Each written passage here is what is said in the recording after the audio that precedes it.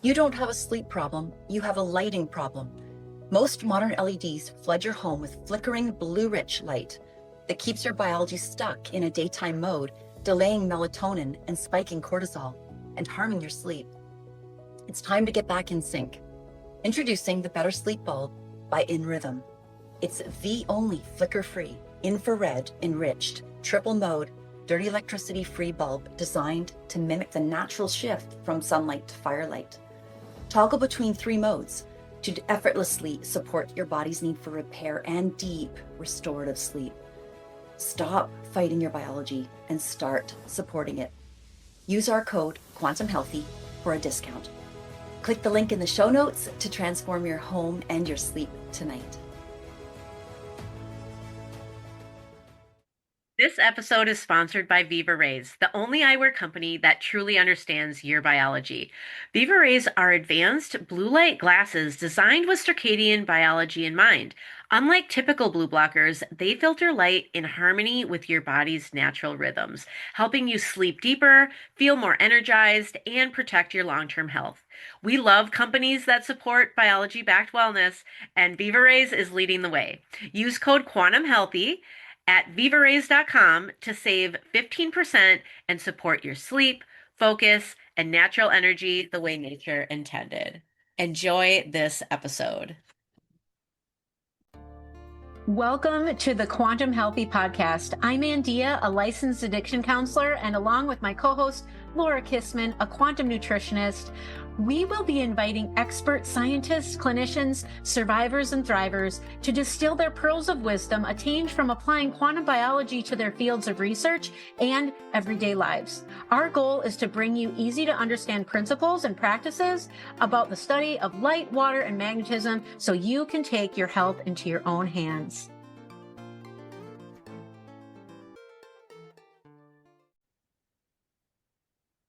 Hi, everyone. Welcome back to the Quantum Healthy Podcast, and welcome back, Morley Robbins. This is the second time we've had you on.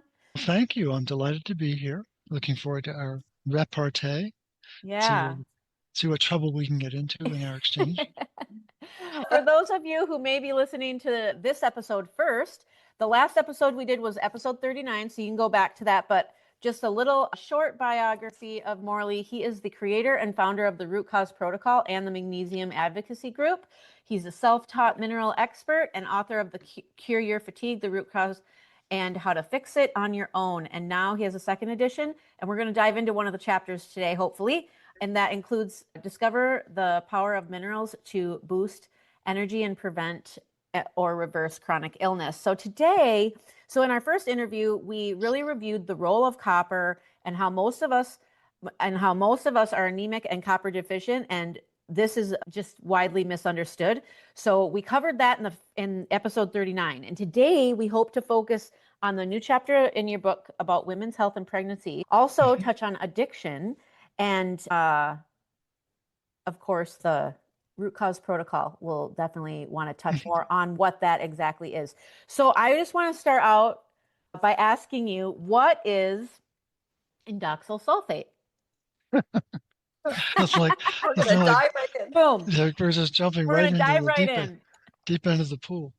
What's really been interesting is I'm very much focused on the dramatic difference between absolute iron deficiency and functional iron deficiency.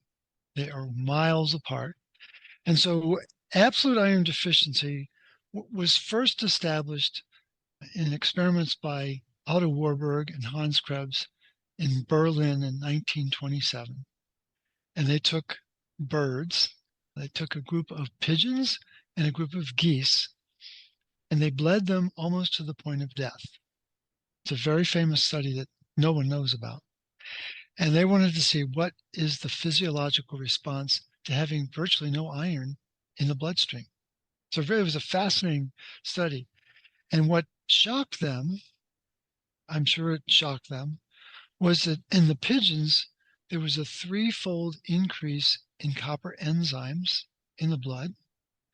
And in the geese, there was a 6-fold increase in copper enzymes. And you're thinking, gee, what could that copper? This is in 1927. This is 20 years before they discovered ceruloplasmin, before they discovered the copper protein that has many enzyme functions. It isn't just the ferroxidase enzyme function that you might have heard of.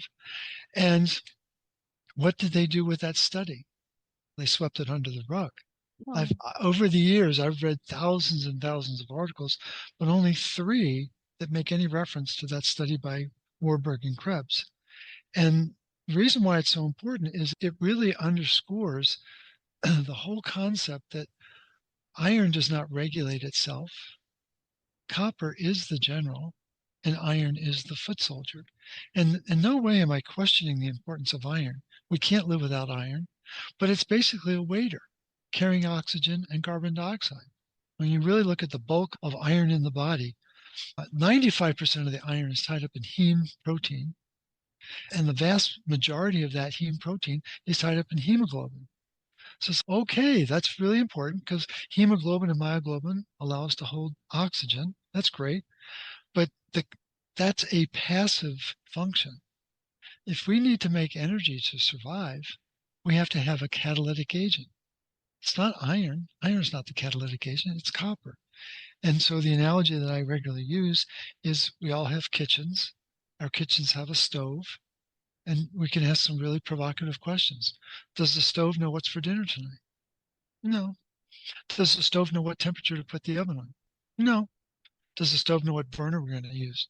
No idea. We got to have a chef, right?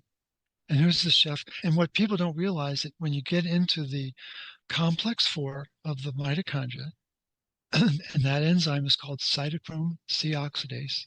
And I'm going to answer your question about indoxyl sulfate. Just be patient. But people need to know that there is a stove in our mitochondria, in our electron transport chain. And that stove is heme A and heme A3. They're 2 very important heme proteins. Again, they have iron. It's very important. But guess what? You can't make heme A and heme A3 without copper. There's a catalytic requirement to have copper to make heme A and heme A3.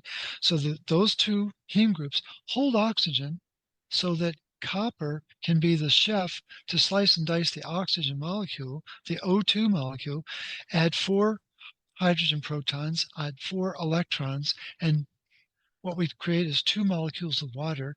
And when that absolutely essential chemical reaction takes place, ADP is released and can go over to complex 5 to become magnesium ATP.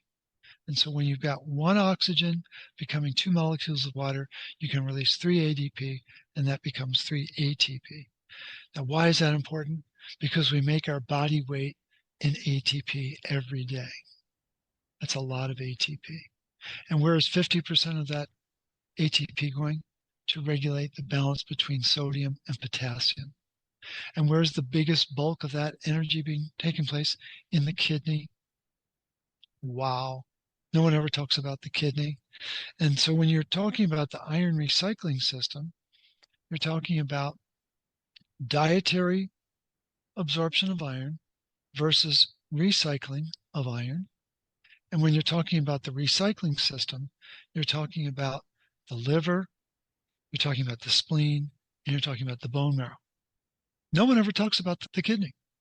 Kidney's gets a pass. It can just skate and do whatever it wants. When in fact, the kidney is central to iron recycling. But I was surprised to learn is that the cells called the enterocytes found in our duodenum, enterocytes, where the food comes in, where the minerals come in, where the vittles come in. Small intestine? Yep, small intestine. The duodenum is first, and I think it's jejunum, and then another part of the small intestine. But those enterocytes are replicated in the kidney, and they're called proximal tubules. The tubule cells, the proximal tubule cells, are right after what's called the glomerulus. That's a really tough word to say quickly. But glomerulus is actually Latin for ball of yarn. Because the nephron, there's 1 million to 1.2 million nephrons in each kidney. The nephron is a collection of the glomerulus, the Bowman's capsule, and the tubules. What's happening in the tubules? Oh, we're recovering things that we need. We're not just getting rid of stuff. We've got to reabsorb that iron. And if there's anything that gets in the way of reabsorbing that iron, then we've got a problem on our hands. The reabsorption of iron is a critical part of the iron recycling system that no one talks about, which I found fascinating. And now, just to get to your question about indoxyl sulfate, no one's ever heard of it. I've yet to meet a podcaster or a practitioner who knows what I'm talking about. And I'm quite serious. I don't know how I found it, but it found me. And it turns out the bulk of attention when people are anemic is getting them to eat more iron and absorb more iron. 95% of the focus of the articles are about absorbing dietary iron, and there's this passing reference to the recycling system, and then they move on. But they don't talk about the fact that 24 of the 25 milligrams of iron we need every day to replace 200 billion red blood cells every day, 24 of the 25 milligrams comes from the recycling system. Only 1 milligram is supposed to come through our mouth. They tend to forget that. And so all the focus is on dietary iron, and people are encouraged to get between 18 to 25 milligrams a day, which is a staggering amount. And I've got colleagues who are getting a lot more and clients that are getting a lot more than that. But the point is, the body can only absorb so much dietary iron. The small intestine has a limitation for how much it can absorb. And there's a concept called mucosal block.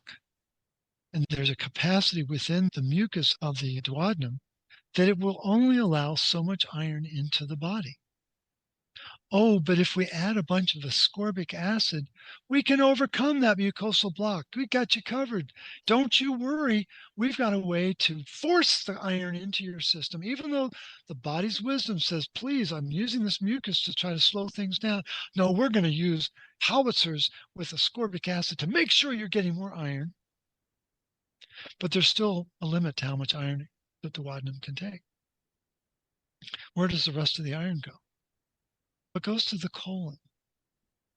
Oh, I didn't know that. Wow.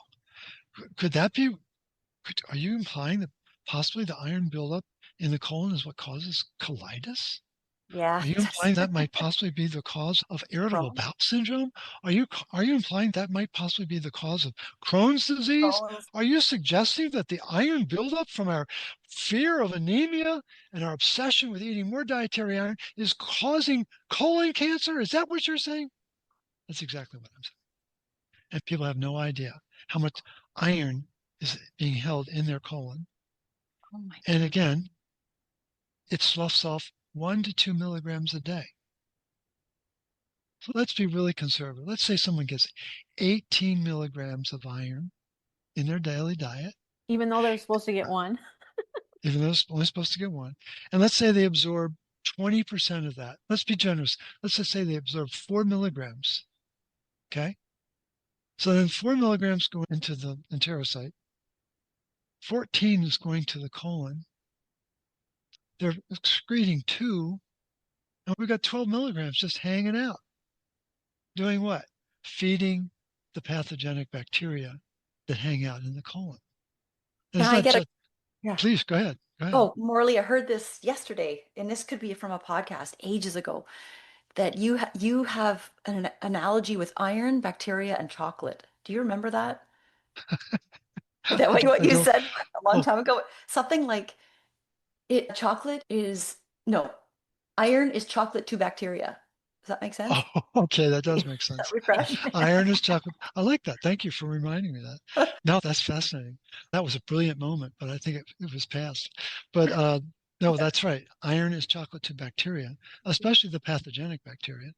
And the fact of the matter is, there's certain food groups that we have that can be altered by those pathogenic bacteria. And one of the principal ones is called tryptophan. and it will become what's called an indole group, Indole. The other one that's particularly challenging is phenylalanine, and phenylalanine can get affected by the pathogenic bacteria. But hands down, far and away, the greatest challenge are the indole groups.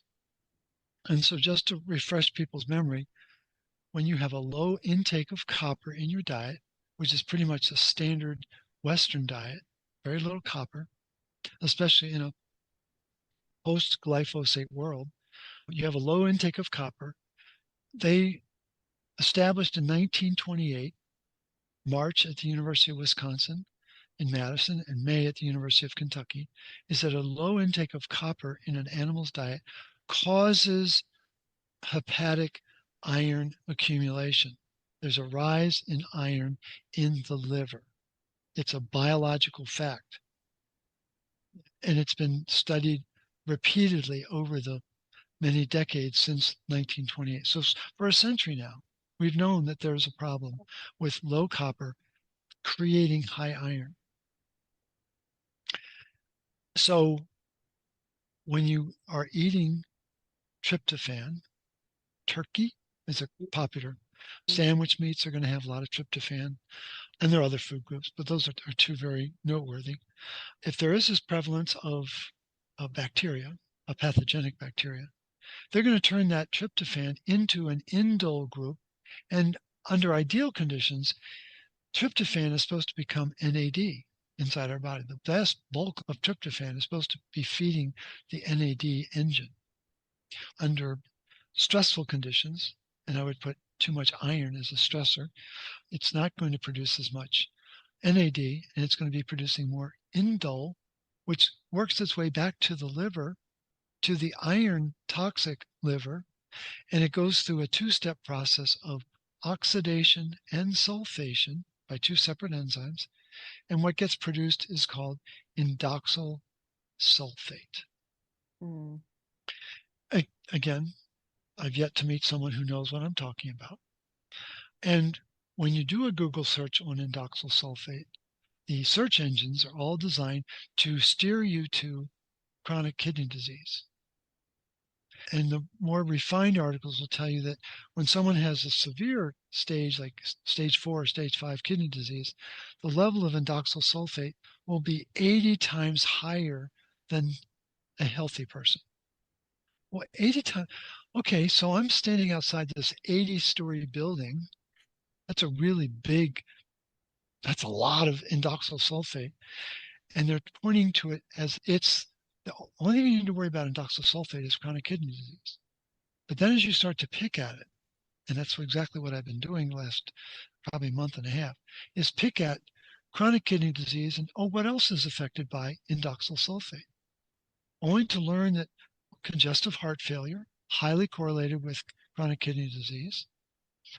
But then finding that there's a lot of indoxyl sulfate that's associated with diabetes, obesity, autism, neurodegeneration, vision loss. Wow. And so you begin to get into the bowels of it. And so then you start to stress test the question, what if it's only 60 times more indoxyl sulfate? Or what if it's only 40 times? Or maybe it's only 20 times? And even that's an absurd question. Suddenly, if my room suddenly had 20 ninja warriors in here, I don't know that I would survive that, would I? I bet if there was 10, I wouldn't survive. If there was 5, I probably wouldn't survive. And so we have this, we take these numbers and we just like, oh yeah, very cavalier. Oh, it's 80 times higher. Okay, I know, now that I know that, I can be sensitive to that. 80 times higher is just an insane number. It's just an accepted fact in nephrology. Oh yeah, it's 80 times higher, right? Good heavens, where did it start? And it starts because we're preoccupied with dietary iron, because we're fearful about anemia, because we don't understand that a low iron on a blood test has nothing to do with high iron in the tissue. They're not correlated at all. And there's no good test to measure iron in the tissue, in the macrophages, in the spleen, in the bone marrow. No one's measuring the iron there. Highest avidity for iron in the human body is bone marrow. Really? Yeah, absolutely. Bone marrow has the highest attraction for iron. And where's 46% of our copper stored in the body? Oh, it's in the bone marrow. Oh my Maybe God. because copper is running the iron show in the bone marrow. You bet your bippy that's why. And so no one's taking the time to piece together this puzzle. And so the object is not just to know something, the object is to understand what's really going on. And we have this very childlike understanding of copper metabolism because it's not out of sight, out of mind. If they don't talk about it, then it can't be very important. No, that's not a good response to that. It's outrageously important. It's just not taught. And there's this Chinese wall in universities where they have uber sophisticated research being done on the truth of copper iron metabolism, but it doesn't make it into the classroom because you have to go over that Chinese wall, and there's no money when you cross that threshold. The money machine is going to change if the doctors knew what was really going on. And then you begin to realize that there's no really accepted way of measuring true bioavailable copper status that's allowed. They know how to do it. It's just not allowed. There's five, I've identified 5 countries around the world. There's like 140, but 5 out of the 140 will allow the ferroxidase assay testing of ceruloplasmin. And so it's one of those countries is Iceland. And last spring we were going through Iceland to get to England and France. We couldn't do it on the trip going, but I thought on the trip back, I'm going to make a point to get my ceruloplasmin tested for the enzyme function. I was so excited. I found a hospital was within striking distance of where we were staying, and found the waiting room and I spoke to the woman, and she said, absolutely, we do the testing here. I said, great. I was absolutely beside myself. And then I finally get called up to the window, and she said, where's your doctor's order? I said, what? She says, oh, you have to have a doctor's order from an Icelandic speaking doctor in order to get your ferroxidase testing. And I wanted to cry. I said, I don't have that. She said, we can't do anything. So Oh. even I got so close, but I might as well have been back in America. And the fact that they go to that lengths to guard that information means it's really important. And what should make everyone a little bit nervous is that their practitioner, doesn't matter what background or degree they have, they don't know what I'm talking about. And I have a client down in Alabama, and she's being beat up by her functional practitioner about her anemia, alleged anemia.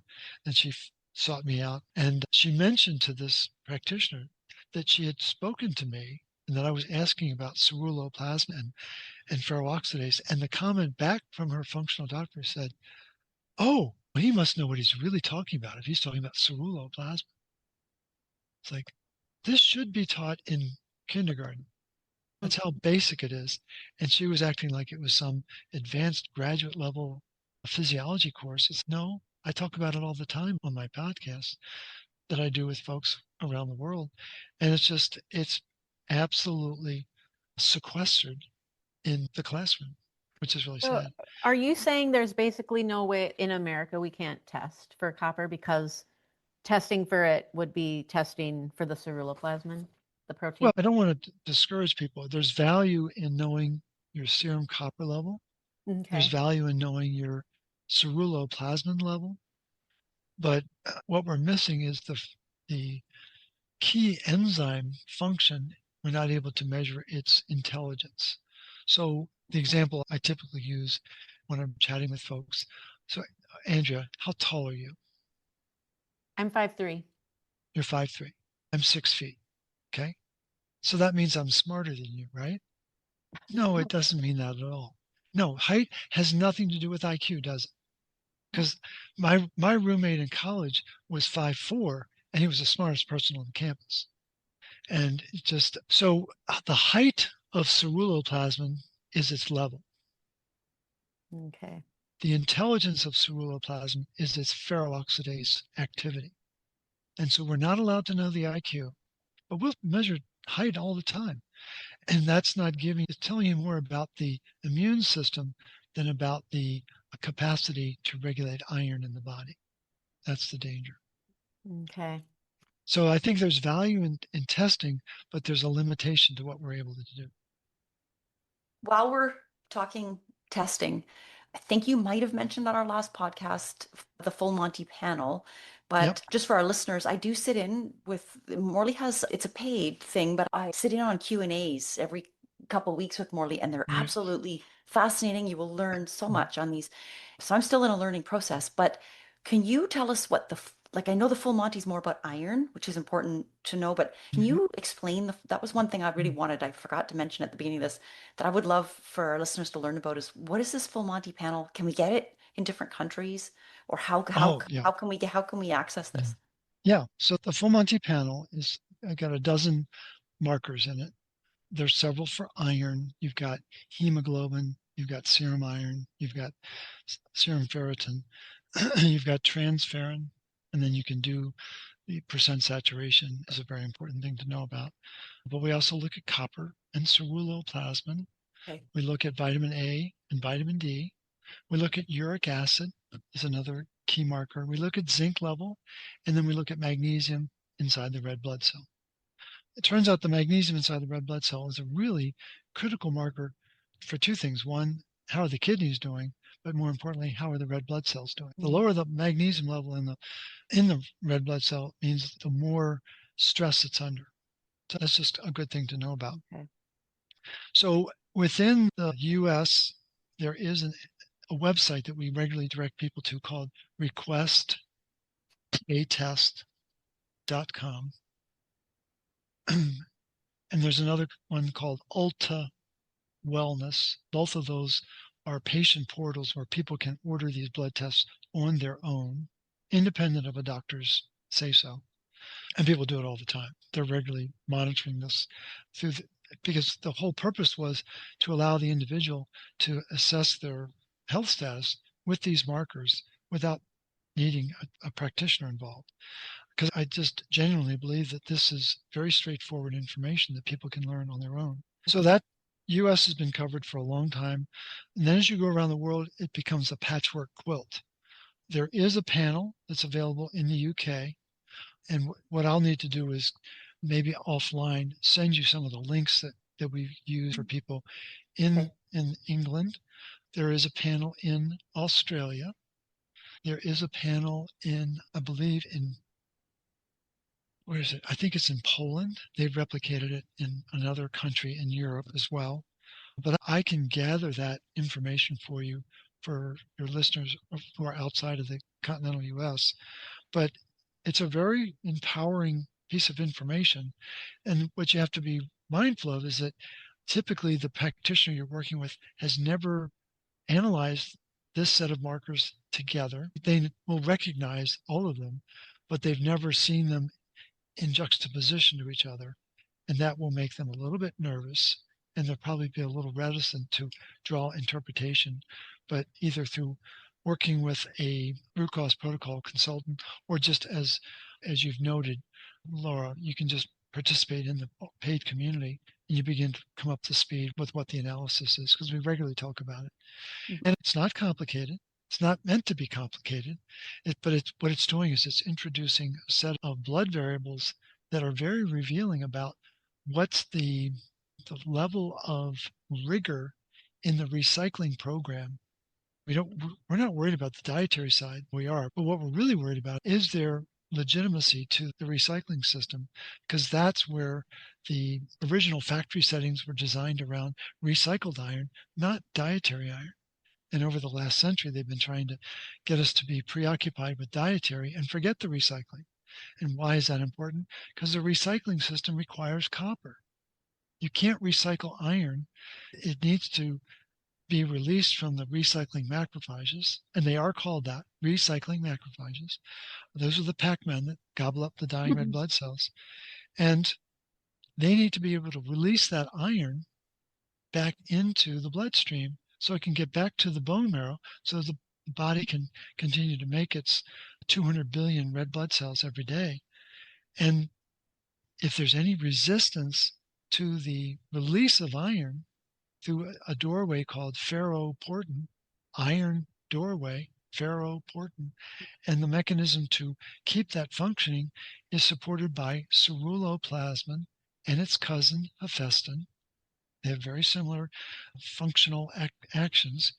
And what stops all that? Something called hepcidin. Most people have never heard of hepcidin. It was discovered by Thomas Gans and Elisabetta Nemeth at UCLA Medical Center in early 2000s. And it's the iron hormone that it's a negative regulator for the ferroportin doorway. So there's a difference between a positive regulator and a negative regulator. So let me be sexist and say that a mom in a family is typically the positive regulator. I know that growing up, even though I was in a broken home, my mom took charge and made sure that everything got done, as I think a lot of women do. And I shouldn't exclude, there are Mr. Moms out there that do it just as well, like my former roommate from college, and his wife was a radiologist, so he was Mr. Mom. But there's a positive regulator in a home getting things done. Who's the negative regulator? It's a SWAT team. Things aren't going right. SWAT team's going to knock down the door, not going to take names, just going to throw people in jail, get stuff done. And that's basically what hepcidin does, is if the positive regulator called ceruloplasmin isn't there, hepcidin gets manufactured principally in the liver, but it's made all over the body by organs all over the body. And it's basically a stress hormone. And when the body is under stress, hepcidin is sent to that location. It stops the iron recycling. It's sequestering the iron, taking it out of circulation. Why? Because good bacteria are in the gut, bad bacteria are in the blood. So we're going to keep the iron away from the bad bacteria in the blood. And we're going to have this capacity within hepcidin to kill pathogens. That's a good thing. But here's the most amazing part about it, is hepcidin has an obligate requirement for copper. It doesn't work without copper. So on either side of that's your tagline. I know, right? But on either side of the equation, we're going to regulate it positively through ceruloplasmin and hephaestin, or we're going to regulate it negatively through hephaestin, or through hepcidin. But we got to have copper there to activate it, which I think is just priceless. And what people need to know, and this is a really important moment, that a lot of people think they're anemic. There are a lot of people who've been told they're anemic. And when people hear the word anemia, they think without blood, without iron in the blood. That's really what they're worried about, lack of iron in the blood. And so then that comes back full circle, 1927, absolute iron deficiency, Warburg and Krebs, bled out, and there's no iron. And lo and behold, copper comes to save the day. When people are told they're anemic, they're not told to take copper. They're told to take iron. And what they don't know is that when they take iron, they're only going to reinforce the hepcidin even more. So the block to recycle iron is even going to get greater. And the tragedy is, I don't believe that absolute iron deficiency exists outside of that lab in Berlin and outside of a car accident where you're bleeding out on the pavement. I think that all anemia is functional iron deficiency, which is completely different than an absolute iron deficiency. Absolute is there's no iron. Functional is it's not available. There's a difference between none and not available. And so people get their blood test done. Doctor interprets the blood test, or the practitioner, nutritionist, the functional, whatever. They see that iron looks low in the blood, and they're not thinking about, could the iron be really high? Could it be 10 times higher in the blood than showing up in the blood? Is it 10 times higher in the tissue than in the blood? And that's the research of Bruce Ames and David Kalilia from 2004, 2005. Lo and behold, iron can be 10 times higher in the tissue.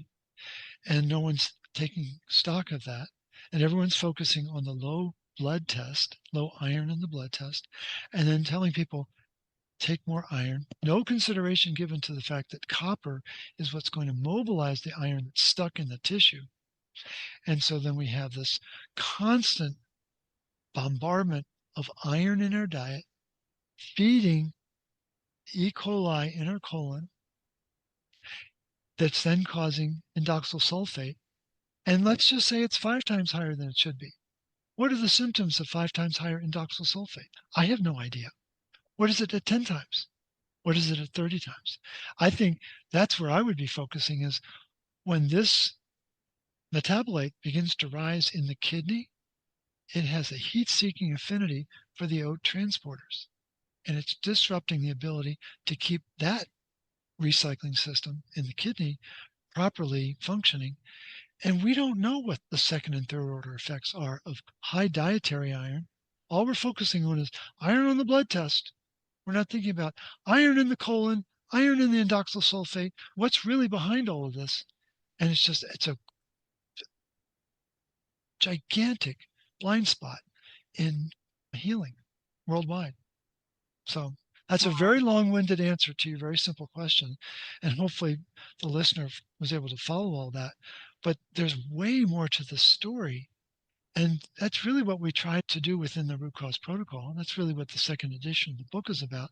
It's just getting people sensitized to the fact that there is more to the story. If we learn nothing else from 2020, if we learn nothing else, we know there's more to the story. What we were told in 2020 is just that was a very superficial veneer of truth. And over the last 6 years, we've probed and found out, wow, there's way more to the story. And people need to wake up to that reality, because the deception is not going to stop. And we just have to ask better questions, demand better answers. And that's really why within the RCP, we talk about encouraging people to be curious, but we spell it CU-RIOUS, so you see the symbol for copper. Yes. And the point that I was making earlier before we started this whole harangue on indoxyl sulfate, people are flexing their muscles now because they can use AI to do their research. And they're really excited about it. Really, wow, I can do a year's worth of research in a morning. And that's true, you actually can. But what people need to know is that AI stands for, no, it doesn't stand for artificial intelligence. It stands for always incomplete. And the other meaning for AI is it's about iron. The answers you're going to get back are going to protect the iron story, iron narrative. And what we've learned to do within the RCP is constantly and routinely ask, what about copper metabolism? We've actually gone to the lengths of developing what we call the RCP Constitution, just like we have a US Constitution. And we run it through the AI and say, going forward, we want you to take stock of our questions in light of the RCP Constitution. And they will. They're very willing to do that. But you've always got to ask, what about copper? Yes, you do. You really do. It's so central to the equation because the AI has been set up on an iron-biased read of the research. Because out of 100 studies, 98 will be about how iron saves the day, and that's just a story. And 2 will be about how copper really runs the show. That's not part of the story, but it's available if you know how to ask for it. Yeah, I was researching for this podcast just a few different, so for the addiction community, or not the addiction community, the recovery community, and people coming off their addiction, especially the people who are in that very early stages of recovery. So I'm talking the first 30 to 90 days. It's pretty obvious that methamphetamines, opiates, cannabis, these things are going to alter the minerals in the body. And when I was looking up specific things, I had to put, what about copper? Because it was a completely different answer prior to that. So I want you to just speak on what you know. So one of the things I found was obviously methamphetamines is known to alter copper and zinc ratios and superoxide dismutase, which is a very important antioxidant enzyme that we need. And then for cannabis was very interesting. It actually increases copper. And if somebody just reads that really too fast, they might think, oh, it may justify their use, but it actually creates a huge imbalance, which is just more oxidative stress. So I was just curious if you could speak to as people are going into recovery and they're looking for ways to heal, especially people who don't get treatment, formal kind of treatment, and then those that are maybe getting treatment, but they're also taking some kind of big pharma medication to help ease them along or what have you. And I'm not speaking down to that. I want you to give us an idea of what does that look like as far as like how would the root cause protocol help them? Because I think it would be hugely beneficial for these people to be on your protocol. Yeah, no, I appreciate that. Back in the 1950s, there was a lot of research being done with ceruloplasmin to cure conditions like schizophrenia. I mean, schizophrenia is a very complicated and very robust condition. And I shared this when I was 6 years old, and it was 1958 when I was 6 years old. My dad was dealing with manic depression and schizophrenia. And so they were going to do a second round of electric shock therapy. And he said, no, that's not going to happen. And he literally ran away from home, never to come back. He came back to Baltimore, but he never came back home. And so that was my wound. Everyone has a wound in their life. And so I only carried that wound for 51 years until I discovered emotional freedom technique and was able to release the fact I grew up thinking I caused him to run away, because that's what 6-year-olds do. They think they run the world, and I caused my dad to leave. But imagine my surprise probably about 7 years ago, reading about research that was done at Tulane University by Dr. Heath from Harvard. Why was Dr. Heath not at Harvard? Why was he doing it at Tulane? Why was Dr. Jensen there from Scandinavia? Why were they hanging out in Tulane? That's a good question. But they were administering ceruloplasmin to people with schizophrenia and finding that, wow, 30 out of 34 were cured. Dr. Hofer up in Canada was having similar impact. There were the doctors in Scandinavia and in Russia. They were having amazing results just administering ceruloplasmin. And so it really begs the question of, what's the ceruloplasmin doing? What's preventing the oxidation of these very powerful chemicals in our body, like adrenaline? Anyone who has schizophrenia is afraid. They're running from a bear. And what happens to that adrenaline when it gets rusty? It really flips out. It creates what's called adrenochrome. And that's the juice to create all the symptoms for schizophrenia. And so I think in the world of addiction, as you're talking about it, we have a similar dynamic taking place where we're using chemistry that is an approximation of how the body works, but we're not allowed to use this ceruloplasmin thing because it's too powerful. It's going to solve too many problems. And so we use plan B, a synthetic plan B. And what was interesting is when I made this connection about ceruloplasmin studies in 1959, I started to research schizophrenia and what were they using to treat it. And came across a wonderful article. I don't remember the author and year. It's probably too close to home. For some reason, I just didn't want to remember it. But I do distinctly remember the passages that were really important.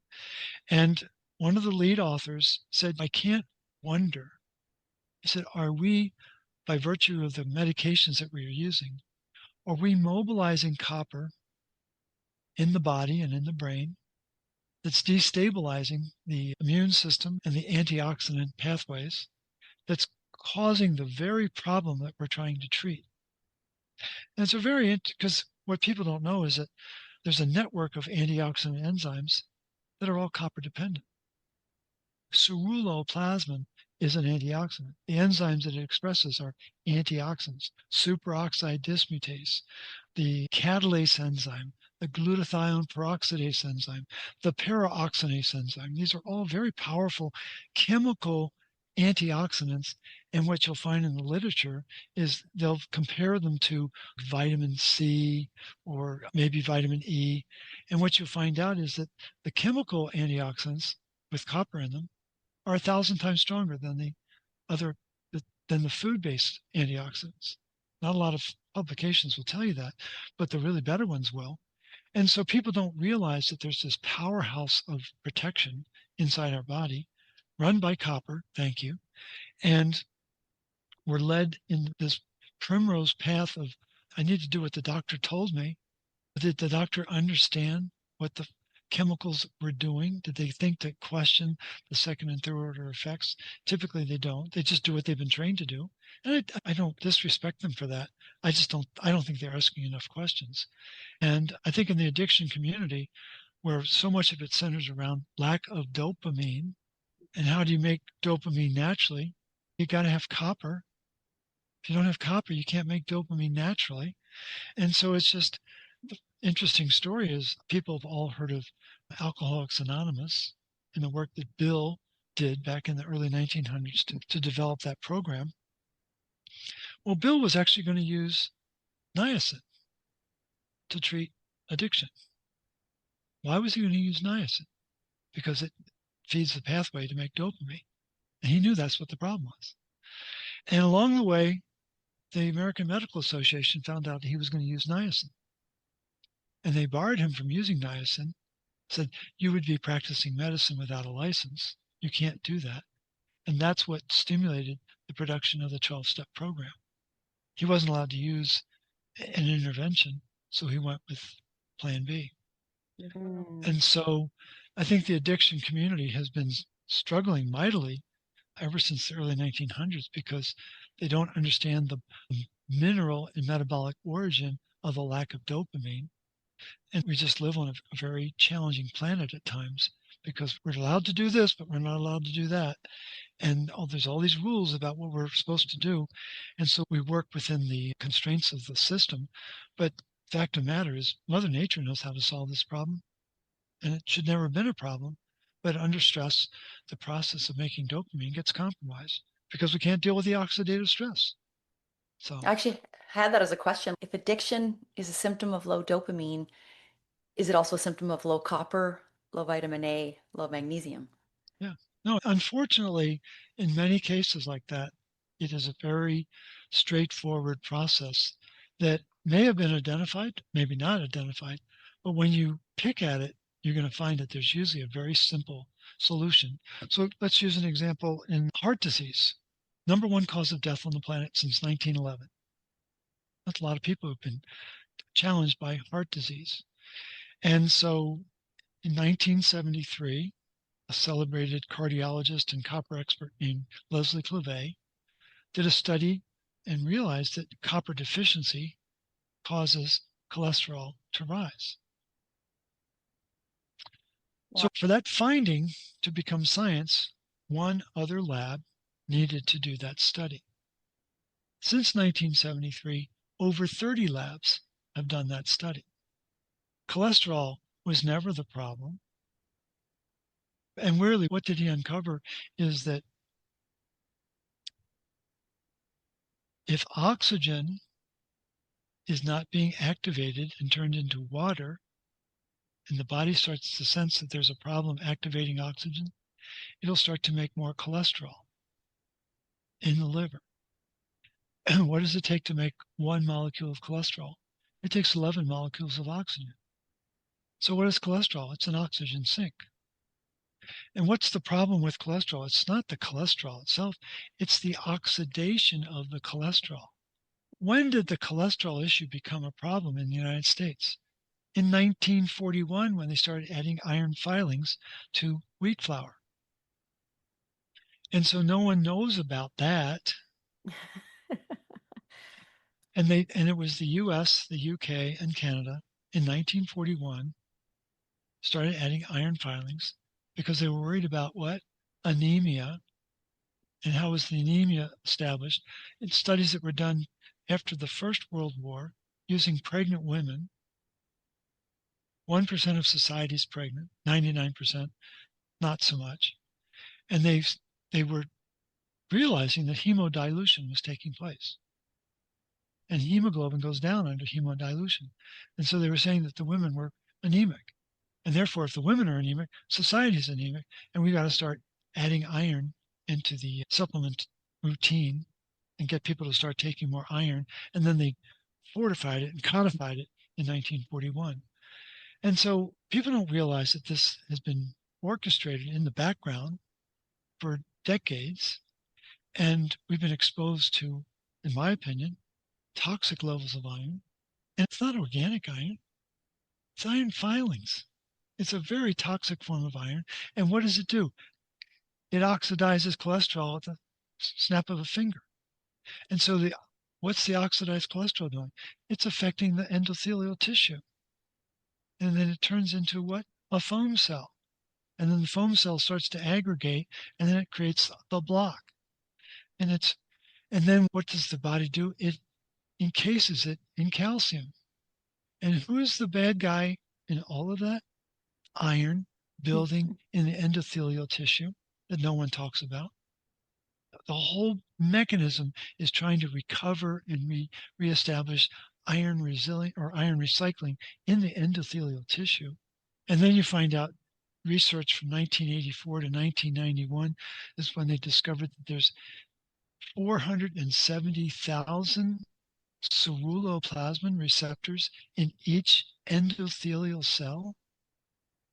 You can't get your head around that. 470 would be a lot, but add 3 zeros to it, and you become overwhelmed with the absurdity of it. And no one knows what ceruloplasmin is. Everyone's been taught that copper is a toxin, and no one knows that endothelial dysfunction is solely a byproduct of ceruloplasmin not being able to nourish the endothelial tissue and its recycling of iron. Okay, I have a question here. So with the iron in the tissue, Yeah. is there a way to test that, or would you just say if you're eating probably a regular standard American diet, or you're eating these, the kind of bread you might pull off a shelf where it's obviously that it says right on the label that there's fortified iron in it, or that it's enhanced or enriched or whatever the term they're using, would you just say that they can go ahead and assume that their tissue is increased and that that would probably be part of the protocol is to stop eating those things, those processed foods? Great question. If you're eating processed food, the vast majority of which is fortified with iron, you have more iron than your body knows what to do with. Okay. And a good rule of thumb that's used by the iron biologists, it's not my formula. The individual who taught it to me was a gentleman by the name of Robert Crichton, he's the dean of iron biology. He's out of the Netherlands. His textbook on iron is used in medical schools around the world. But he's not alone. It's folks like Douglas Kell, Jamie Collins, Gutteridge, and Hallowell. These are big names in the world of iron biology. There's a formula. Take your age, multiply it times 365, and that's how many milligrams of iron you have in your body. And so what the literature will tell you is that the amount of iron in the average adult is between 3,500 and 5,000 milligrams. I'm 73, and I've got over 26,000 milligrams of iron in my body because for the bulk of my life, I was eating a standard American diet. And I didn't think anything of it. But it's not complicated. The formula is very straightforward. And that's just assuming 1 milligram of iron a day. In our example, that we started with 18 milligrams coming in, and suddenly there's 12 milligrams in the colon that doesn't know what to do. No one is accounting for the absolute devastation inside our body trying to deal with this iron fortification, iron supplementation that has become so central to our lifestyle. No one's questioning, oh, should I be taking this much? Of course you should. You're going to become anemic if you don't. And the very foundational question should be, if you're eating processed food that's enriched and fortified, the only people get enriched, by the way, are the food manufacturers. But if you're eating enriched, fortified food, if you're taking a supplement that has iron in it, how in the world are you anemic? Yeah. No one's ever stopped to ask, but women immediately, like a flick of a finger, they'll say, I have a menstrual loss every month. Do you know what the Japanese and I think it was the Swedes figured out what the actual iron loss is in a typical menstrual cycle? What? 2 to 3 milligrams a cycle. 2 to 3. That's not And very well. no, it's not very much. And the average woman thinks they're losing 200 bucketfuls of iron. I'm bleeding out. Definitely donate blood here. But again, the programming is so complete. Everyone is convinced they have an iron problem and they've got to avoid copper at all costs. Okay, one of When the in fact, things the truth is just the opposite. Okay, you've made it clear that this backup is in the colon, but like prior to it getting there, like the liver is detoxing. And I heard you in a podcast episode talk about when the liver can't detox something, it comes out in the skin, which is our largest organ.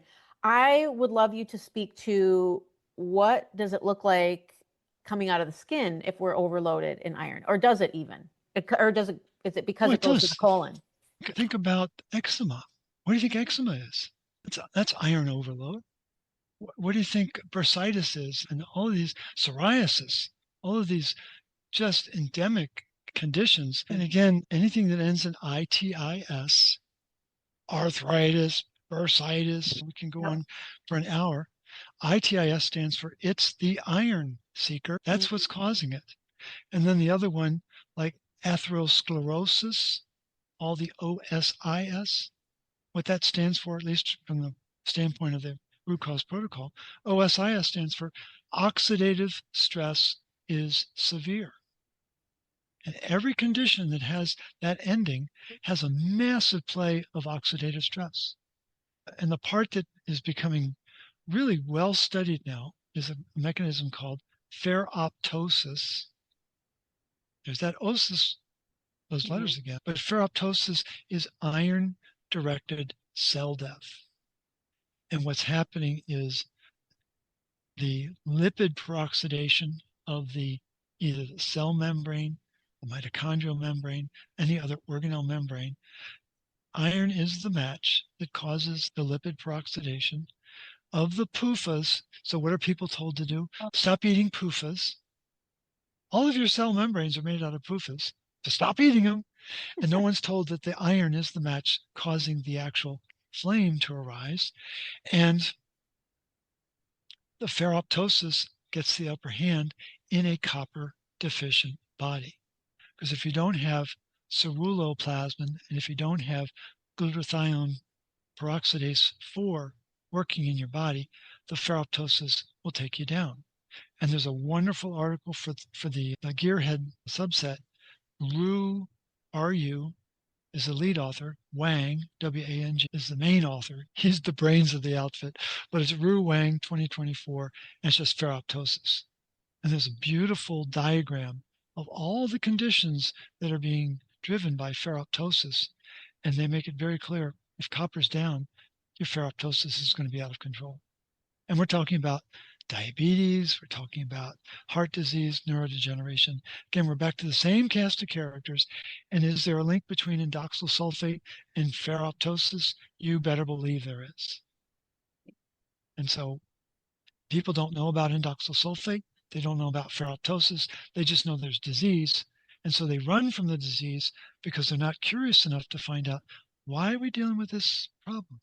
And that's really what we did within the root cause protocol is we just started asking very simple questions and picking at the research and found out, wow, there's a lot of good information out there, but no one's putting it together in a recognizable way so that we can interpret it and make better decisions from the information we're being given.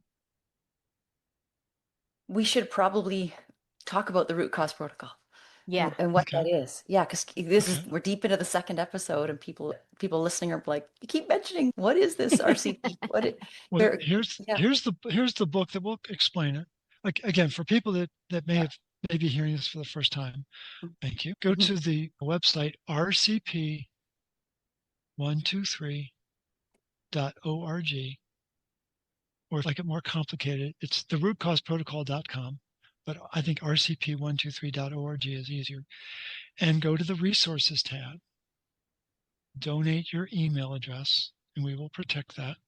And we'll send you the starter guide. It's an 11-page document that explains the stops and the starts of the root cause protocol. And the sole purpose of the root cause protocol is to have the body make more ceruloplasmin. It's not complicated. We're worshiping at the altar of bioavailable copper to make more ceruloplasmin to have more impact in the body. And what will surprise people is what we tell them to stop taking. Stop taking iron supplements, stop taking ascorbic acid, stop taking calcium, stop taking B vitamins from a bottle and things. And there's about a dozen of them. And then the starts are in 3 phases. And we really seek to get people remineralized, especially with the basic minerals, the basic electrolytes, but also magnesium and copper especially, and get people back on track. And so it's a very straightforward approach that flies in the face of convention, because we're telling people to stop taking vitamin D. Wait, I can't live without my vitamin D. And turns out you're not going to live a long life if you keep taking vitamin D. And there's a lot of research about that. And so we take a very controversial stance on some very conventional supplementation that we're able to prove is not working in our best interest. And when people just do the stops, when they just complete this, they start to feel better. And then they start to do phase 1. And they start to do phase 2 and then 3. And then the real beauty of the protocol is it's not a diet, it's a lifestyle program. And so the protocol itself is one dimension. A second dimension, we've alluded to it, is you've got to lower the iron footprint in your body through blood donations, very important. And the third component is you've got to dump your fear.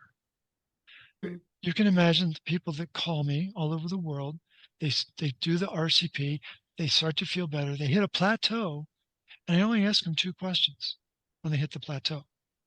Have you dumped your iron, and have you dumped your fear? And invariably, they haven't done one or the other, or both. And why is fear so important? Take an extra tug on your seatbelts. What the research has now demonstrated, there's 2 models of stress that were developed back in the 80s, or shouldn't say developed, but they documented them as major drivers of stress. One is called chronic social defeat stress, and the other is called repeated restraint stress. These were first identified in the 80s. When were they first applied to society? In 2020. Chronic social defeat stress and repeated restraint stress. Don't you leave your home. You stay in your home. And what those models of stress do is they increase the production of hepcidin. And hepcidin shuts down the iron recycling program so that people appear anemic on a blood test, and then they get more iron from their practitioner, and then they get more symptoms because they're taking more iron. And they think they're doing something wrong when in fact they're following doctor's orders. And that's the insidious nature of stress. And it's a well-documented phenomenon that stress causes. The term is anemia of chronic inflammation, but I call it functional iron deficiency. The iron is down on the blood test, but it's not being measured in the tissue where it's really high. And so it appears like an anemia when in fact it's total deception, and it's misleading dietary habits and supplemental habits worldwide. And so here's an example. In Africa, forgotten which countries, I think it was Nigeria was one of the countries, 60% of grade school children are deemed anemic. 60%. Do you think it's the lack of iron or the lack of iron recycling? Because they may not have enough copper in their diet. And so these children are being exposed to a lot of iron worldwide. And I'm just using that study because I came across it a couple days ago. And it's a celebrated study of proving how anemia is worldwide. And no one's taking the time to say, what was the level of iron in the bone marrow? What was the level of iron in the liver? What was the level of iron in the spleen? We didn't have money to test for that. We just tested it in the blood because it's cheaper. And people don't realize the trade-offs that are being made to maintain this perception that anemia is the number one nutrient deficiency on planet Earth. And to believe that, what you have to understand is that iron is the number one element on planet Earth. 36% of the Earth's composition involves iron, 36%.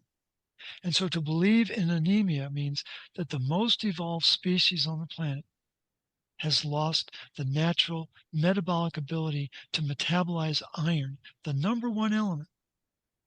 That makes no sense at all. Yeah. How could we have evolved to our state of number one on the planet if we can't evolve, if we can't coexist with the very element that's number one on the planet? It's just insane, is what it is. Yeah, I heard you speaking about some foods that are high in copper, and one of them, which I didn't realize, is like locally harvested bee pollen. And Mhm. that is one of the supplements I make sure that I always have. I like food-based. Oh I yeah, don't no, like I the word totally. supplement. It's food-based nutrition. Well, It's and actually one that's of the starts. It's one of exactly. the And starts? Yeah, it oh, is. absolutely, yeah, Okay. yeah. No, we borrowed a chapter from Standard Process. It's not supplements; it's food based. Absolutely, wherever possible. We can't always do that, but the thing is, people don't all have enough curiosity to know that there's another approach. And really, what the root cause protocol is just it's a parallel universe. And the people that do it, that follow it, find that they feel great. And it's not for everyone because not everyone wants to make the trade-offs in their diet. Not everyone wants to deal with the baggage that's causing their emotional fear. Not everyone is willing to do blood donations, and that's fine. That's their prerogative. I think there's enough followers around the world to demonstrate that it's working wonders, and it's a self-paced program that has a lot of impact. And I think you'd expressed an interest in talking about the new chapter about women's health. Maybe we take a couple minutes and talk about that, Oh, just to As weave long that as you in. have the time, I Oh yeah, want. yeah. Okay. No, yeah, because I know Yep. you have the interest. can I give a Well, little background there, Morley? please, yeah, by all Okay, the means. background was on this Q&A that I sat in on at the very beginning. The gentleman convening it asked you, said, Morley, we dive into questions right away, but maybe we should ask you, what's new with you? And then you Hmm. said, ah, you just took a sigh and you said, I've just come off a podcast interview and I was asked the question, does Tylenol cause autism? And I went on I think it was a 14-minute rant, and I need to talk to you guys about this. So I'm going Yeah, to leave you with that, and we would love to hear your answer. And just because I think it does tie in with this new chapter on women's health and pregnancy and right, how important it is for women out there to read this chapter if they have PCOS, early menstruation, menstrual problems, endometriosis, like candida, gosh, everything. You cover everything in this right. chapter. It's hard for people to believe. The rant was just the irrational nature of identifying the Tylenol was caused. It's just, it may be a factor, but when it was so fresh, Yeah. I flipped out. So I think, I don't know that that podcast actually made it onto the airwaves. But the point is, we need to stretch and move beyond what we're being told and dig a little deeper. But what we did in this chapter on women's health is really line up the conditions and realize every one of them is directly directly created by this mismatch between copper and iron and oxygen. And I call it the three-ring circus. If the copper, iron, and oxygen aren't playing well, you're going to have symptoms. And it plays out beautifully in the woman's body, or unfortunately, not so beautifully with all the symptoms and conditions they've got. But things as simple as like PCOS, it's just the level of oxidative stress that it takes to support that condition it's incredible. And the endometrial lining, and they know it gets thicker as the condition progresses. There's a team in India that actually decided to measure that thickness in contrast to the ferroxidase enzyme function, not the height of ceruloplasmin, the intelligence of the enzyme. And what they were able to establish is that the thicker the endometrial wall, the lower the ferroxidase function was. Why is that important? That means that iron is accumulating in the tissue, in the endometrial tissue. And when ferroxidase is not functional, the body has a plan B. It's going to release more estrogen. And what's elevated in endometrial issues? Iron and estrogen. And what do they like to do? They like to grow things. And so then the tissue starts to expand and become very dysfunctional. All of the issues around the menstrual cycle, people have been taught to just focus on the hormones, the estrogen, the progesterone, the follicular hormone. And it's a whirling sea of minerals. You basically got magnesium and iron duking it out inside the woman's uterus, trying to bring balance back to the body. And do the hormones, do they in fact flux? Of course they do. But they're fluxing and flexing in reaction to the minerals. And the part that people don't appreciate, and again, this is just my point of view, the hormones that we're so familiar with are all reacting to the state of oxygen in the body. And they all have a very powerful influence on minerals, but they're responding to this rising oxidative stress. That and why is the oxidative stress building? Because ceruloplasmin is not fully functioning and not expressing the ferroxidase enzyme and the other enzymes that it's able to express. And so we live in this world of out of sight, out of mind. Practitioners are not taught about ceruloplasmin. They're not taught about the enzyme functions. And so then they're taught just focus on the hormones. It's not working. People are not getting better with hormone replacement therapy. There's the illusion of getting better, but over time, the people are finding that it's not working. And so here's the bottom line. We, as a species, we were designed to eat minerals and make hormones. We were never designed to eat hormones. And people need to really rethink that in light of what I just said. And this Wow. That's no, it's huge. just no, it's just people just don't stop to question, is it a good idea to introduce an external chemical like a hormone, even though I don't feel well? And I think people are realizing that there's a price that's being paid. And one of the things that the synthetic hormones, oh, I know they're bioidentical, wink, they're synthetic. And what they do is they disrupt ceruloplasmin, just like the birth control pills disrupt ceruloplasmin, just like No. ascorbic acid disrupts ceruloplasmin, just like antibiotics and psych meds disrupt ceruloplasmin. Do you think that's a just chance, or is that by design? I don't know. So it's fascinating. That seems to be a common target for a lot of the sophisticated chemistry that we're exposed to. And so I think what people don't realize, and I think they're learning it slowly, is that we really are elegantly designed. We are perfectly designed. We are divinely designed. And if we can really wrap our hearts, minds, and souls around that and begin to honor that and begin to adopt the principles that we talk about in Cure Your Fatigue and within the root cause protocol, the body has this natural capacity to heal itself. But here's the catch. What's the most important variable in that process is the individual's ability to believe it's possible. If they don't believe the body can heal itself, it doesn't matter what you throw at them, it's not going to happen. And so that foundational belief in the innate intelligence of the body, that phrase that got me started 17 years ago with Dr. Liz, the innate intelligence that I'd never heard of, and now I know who it is. It's bioavailable copper. I will go to my grave absolutely convinced that bioavailable copper is what grants us the intelligence to stay in homeostasis and to recover from the symptoms that are plaguing society worldwide. Morley, sunlight. I know we're nearing the end, so just quickly, how it's one of your starts to have a nice friendly relationship with Yeah, sunlight. yeah, Some would argue that sunlight is the innate healer. Can you bring us back to why it's in relationship with copper?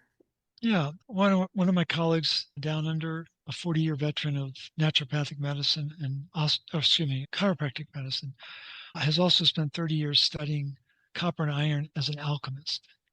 And we had a conversation several years ago. And he said it would be important for you to know that copper has a magnetic attraction to sunlight. Okay, that's good to know. He said it's also useful to know that copper has a magnetic attraction to ammonia. And when he said that, I'm like, oh, I said, we're talking about alpha and omega, because life starts with sunlight and ends in ammonia. And the part that people might not know about is that everyone knows that if you want to build your vitamin D, you go out in the sun, and the sun kisses your cholesterol into your skin, becomes the precursor to vitamin D, and it goes to the liver and it becomes storage D. Well, what people don't know is that that mechanism to initiate that process is triggered by folate, B9. And one of the most important things I learned from Dr. Clave when we chatted, initially when we were chatting, is that folate is copper dependent. The functions of B9 do not work without copper. And so then you find out that, oh, there's this process of vitamin D is being synthesized, vitamin A is being broken down, being catabolized. And the process of working with the sun is a two-way street. It's making vitamin D and it's breaking down vitamin A into what are called retinoids. And that sounds really freaky, but there's 4 retinoic acids that are all hormones in the body. 9 cis, 11 cis, 13 cis. These are really powerful hormones, but there's dozens of nuclear receptors. There's RARs, RORs, RXRs, RZRs, and you can't make thyroid hormone if you don't have RXR. You can't run the VDR without RXR. The vitamin D receptor doesn't work without it. And people have been fed partial information, but not full information. And so the issue with sunlight is that, yes, it's very important. The actual mechanism of photosynthesis involves 3 enzymes.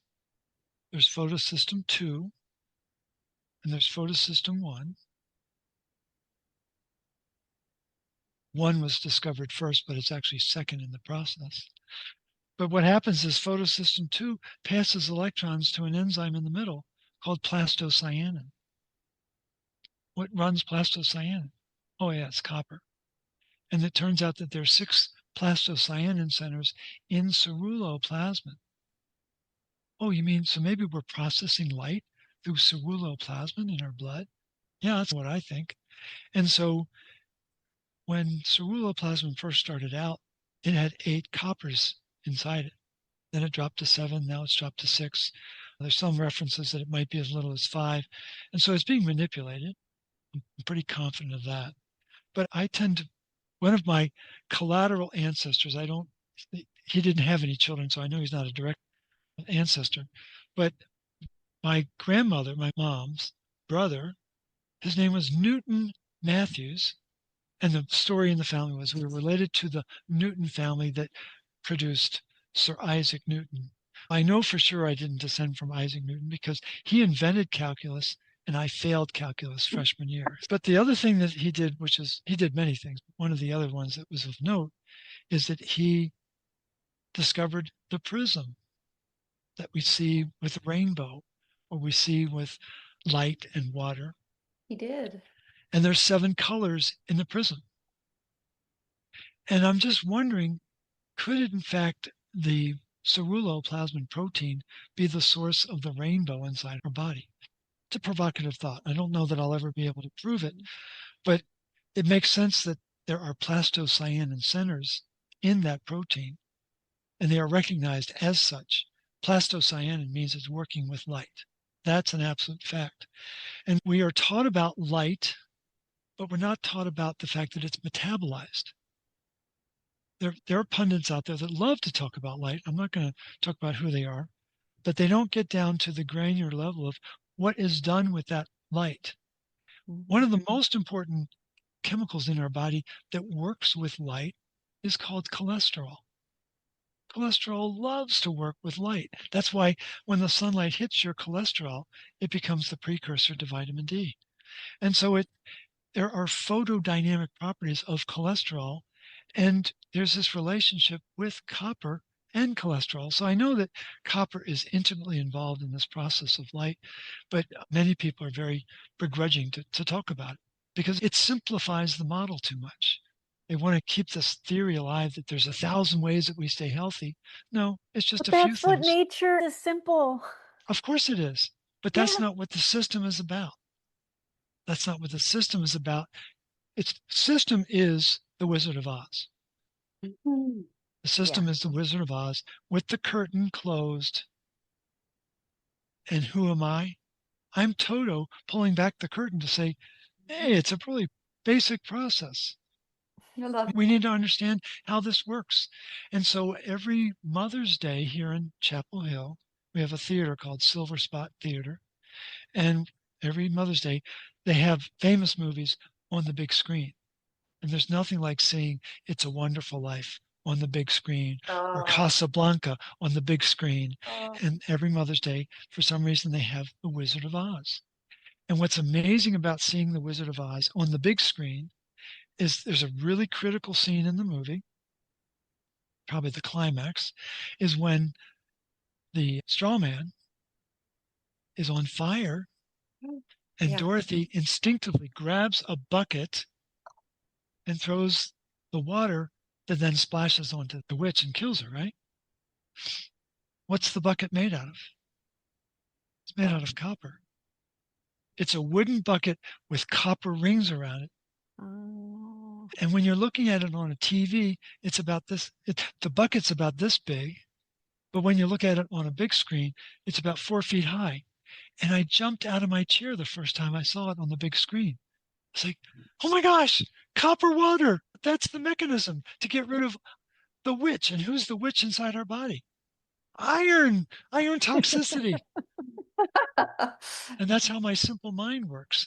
And one of the opening lines, let me get this as a direct quote, just so you have it. You're going to get a kick out of this. And I'm sure your listeners are gasping for breath right now. But let me get the actual quote. There's a critical scene in the very beginning of the movie when Auntie M is scolding the ranch hands.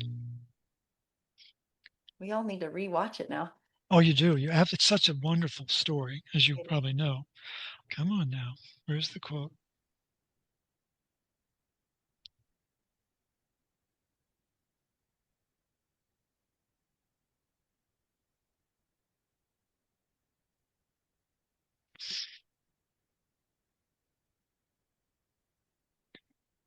Oh, this is frustrating.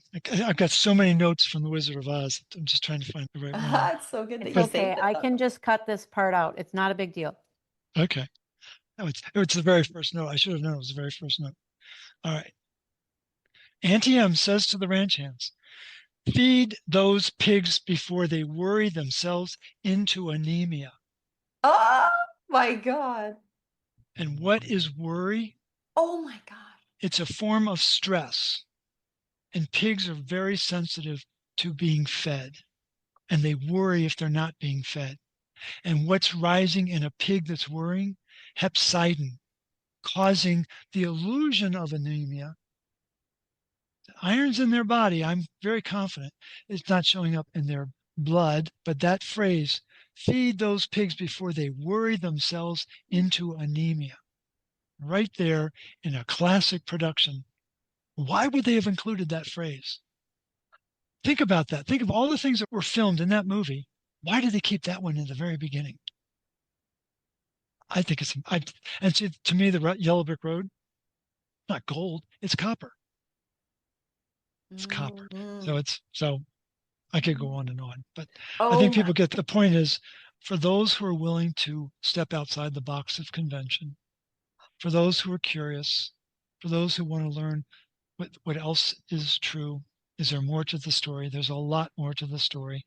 And what we've labored mightily within the root cause protocol and through this book and in subsequent publications that'll be forthcoming, we've just taken the time to piece together information that really weaves a very robust narrative that there is more to the story. And it's, as you were saying a minute ago, it's very simple. It's very straightforward. You just have to suspend your suspicion, your worry, or whatever, that it can be that simple. Because I think that's where the breakdown is. People think it's got to be complicated, and it's not. That's the beauty of Mother Nature. Oh, I think That's that's a beautiful place to end. Yes, yeah, absolutely. Okay. As Oh my long as you goodness. promise to come back, Morley, because we didn't touch the tip of the iceberg Oh of no, questions we had. no, Oh, that's okay. I'm happy to do that. You decide when you want to have the conversation. I'm always looking for the opportunity to share these pearls. oh, And one thing I'll mention that I didn't want to say it on the podcast per se, but one of my students in the current class, he's a naturopath, and he was talking to his colleagues about the training. And they were saying, dude, you've got to be careful of copper. It's dangerous. And so he came into class and he said, could any of their fears be valid? Is there toxicity to copper? I went into that go postal mode like I did with Robert Scott Bell. And then I realized I was being a total jerk, and I apologized. And I said, you know what? We don't know. So we're going to dive into it. So we dove into it using AI, and it's turned into a 180 page book that's going to be released on the myth of copper toxicity.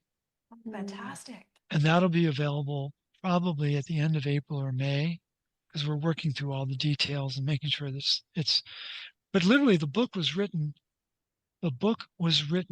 5 days after he made that question. That's how fast AI is. Okay, And so I mean, you want this part cut out, Morley, right?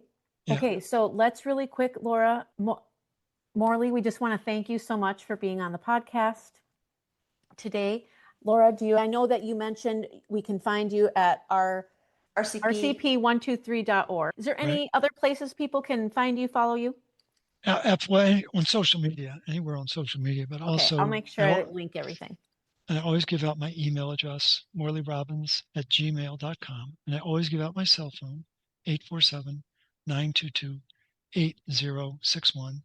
And I get calls all the time. And there's just lovely conversations. They're really fun. So I look forward to those. And don't freak out. When I answer the phone, what people typically do is they go into hypoxia. I didn't think you were going to answer the phone. I said, I always do.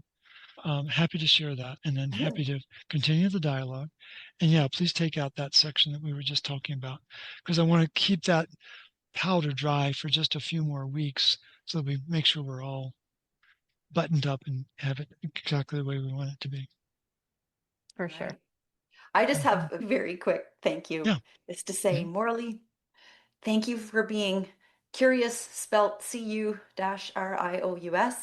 Yeah. And thank you for being Toto. Yeah. It's just when I saw that in the movie, I was really intrigued by it. I was always thinking about it. And then as I got deeper and deeper into this research, I realized I am Toto. It's okay. So I'm happy to share those gems. And it's just not everyone is ready for the truth. There's a wonderful book that you probably have heard about, maybe you've even read, by Malcolm Gladwell called The Tipping Point. Yes, read it. Okay. And he now has he's rewritten the book. And I think it's called The Revenge of the Tipping Point. And so I'm going to be reading that very soon. But what we're always striving for within the RCP is getting to the tipping point where there's a microcosm of society that gets it, and then suddenly everyone realizes it. Not everyone's going to act on it, but we've got to get to the point where there's enough people in society that can embrace this truth, and we can begin to just mobilize that knowledge and that information worldwide. And we just think every day, are we there yet? Are we there yet? And so I've done over 400 podcasts, and I figure I'm just getting started. I'll probably have to do another 4,000 before we get to the tipping point. But it's my life's work. And I take it to heart. I love having the chance to have this kind of conversation. I love the questions that you asked. And it's just getting people to take the time to suspend their belief in the narrative and say, could there be another way to think about this? And that's why these podcasts are so important, because you are chipping away at that veneer of the narrative to find what's really going on. So, Absolutely. Thank you so much, everyone, for listening. You have made it to the end of the episode. We so much appreciate you. And thank you, Morley, for being on today. We'll see everybody next time. That sounds great. Thank you so much for listening to the Quantum Healthy podcast. We hope you found some value in this information. And if you feel inspired, please share it and leave us a 5-star review. This will help us reach so many more people. If you want to connect with Laura, you can find her at laurakistmanwellness.com and Andia at andiaray.com. Links are below in the show notes. Now, go find some sunlight and embrace your own quantum healthy.